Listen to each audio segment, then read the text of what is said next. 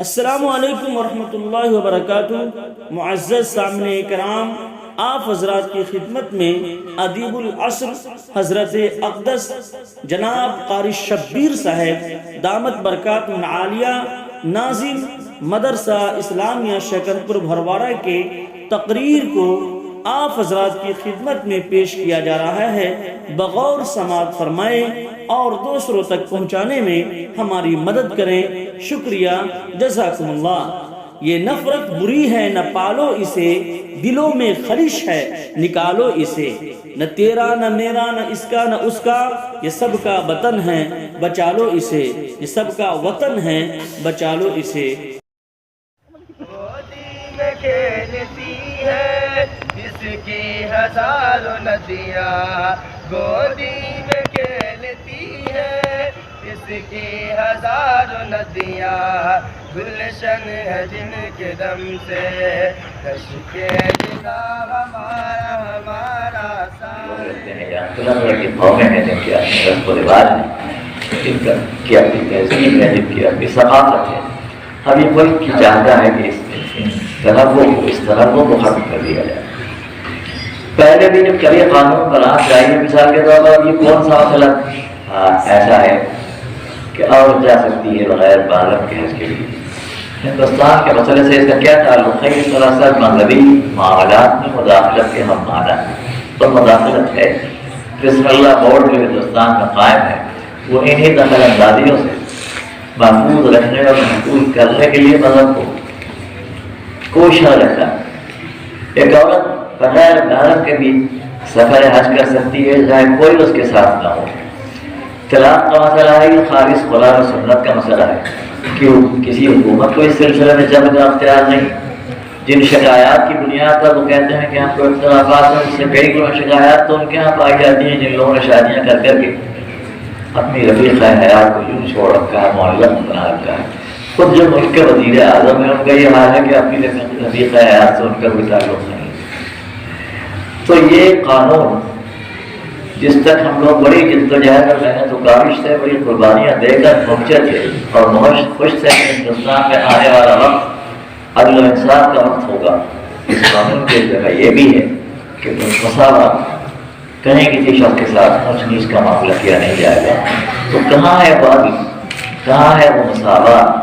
اور دنیا میں بدامنی اور دنیا میں بے چینی اسی وقت پھیلتی ہے جب عدل و انصاف کے تقاضوں کو نظر انداز کیا جاتا ہے۔ اس لیے ہم نے جو آیت پڑھی تھی اس میں یہی ہے کہ ہم نے کھلی نشانیاں دے کر اپنے رسول کو، اپنے نبی کو کتاب اور میزان کے ساتھ دنیا بھیجا۔ انزل الحدید ابھی بخش شریف کا نمبر تو بعد میں آتا ہے۔ عدل اور قسط کے لیے عدل و انصاف کا قیام عمل میں آ جائے، اسی لیے یہ تمام مذاہب کی مشترکہ بنیادی تعلیم ہے۔ آپ تو طالب علم ہے، ماشاء اللہ آپ کو معلوم ہے۔ ہمارے یہاں یہ ہے کہ ایک شخص ذمہ ہے، شرابی ہے، عیسائی ہے، کوئی ہے، اس کے گرجے سے کسی اشعار ہم نہیں کر سکتے۔ اس کے رسم و رواج سے اگر وہ ذمہ ہے، ہم اس کی حفاظت کا وعدہ کر چکے تو ہم اس سے کوئی تعارض نہیں کر سکتے۔ حضرت عمر سے لے کے آج تک کی مثالیں دیکھیے، کبھی کسی کے مذہبی کا معاملات پر دخل اندازی نہیں کی گئی۔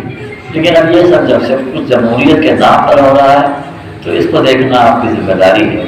اس قانون کی بڑی خصوصیتیں ہیں، ان خصوصیتوں کو بیان کرنے کے لیے ایک طویل وقت چاہیے، جو وقت آپ کے پاس نہیں ہے، اور نہ میری صحت اس کا تقاضا کرتی ہے کہ میں کچھ زیادہ دیر تک رہوں آپ کے ساتھ۔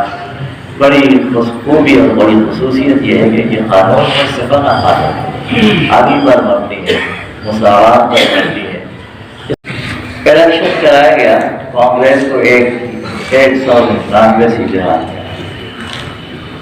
مسلم لیگ کے حصے میں 73 ووٹ آئے۔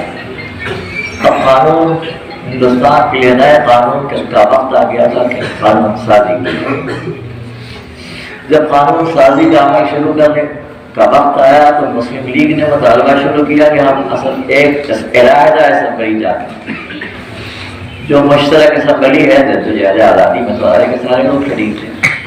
ہم اس سے بالکل الگ ہیں، ہمیں ایک الگ اسمبلی درکار ہے، اس اسمبلی پر ہمیں اطمینان اور اعتماد نہیں۔ لیکن جو اسمبلی کانگریس کے زیر اثر کام کر رہی تھی اس نے وہ قانون سازی کے عمل کو موقوف نہیں کیا، وہ جگہ آپس میں چڑھتے رہے، 46 سے کام شروع کیا گیا بنیادی حقوق کے سلسلے اور پھر آخر قانون بنا 49 میں یہ قانون بحث مجموعی 2 مہینے 2 سال 11 مہینے اور 18 دن کے بعد تکمیل پہنچی اور پھر آخر اس قانون کو نافذ کر دیا گیا۔ اسی دوران کوئی تقسیم عمل میں آ گئی، ایک طویل داستان ہے، اس کو اگر چھیڑا جائے تو بڑا وقت چلتا ہوگا۔ حالانکہ قانون جس کو ہم بنیادی حقوق کا نام دیتے ہیں، بڑی قربانیوں کے بعد، بہت دشواریوں کے بعد ہمارے حصے میں آیا۔ بنانے والے اس کے دوسرے نہیں تھے اور اس سے فائدہ اٹھانا چاہیے۔ آپ دعا کر لیجیے اللہ تعالیٰ ہم سب کو اپنے حفظ و امان میں رکھے، تمام مسلمانوں کو اپنے حفظ و امان میں رکھے، تمام مدارس اسلامیہ کو اپنے حفظ و امان میں رکھے، تمام مدارس اسلامیہ کے ذریعے سے اللہ تعالیٰ دین کی علم کی اشاعت کا کام لے لے اور ہمارے دشمنوں کو اللہ تعالیٰ قائد و خاطر اور نامراد کرے۔ اللہ تعالیٰ ہم لوگوں کی عملی زندگی کو بہتر سے بہتر بنا دے۔ اللہ تعالیٰ ہم سب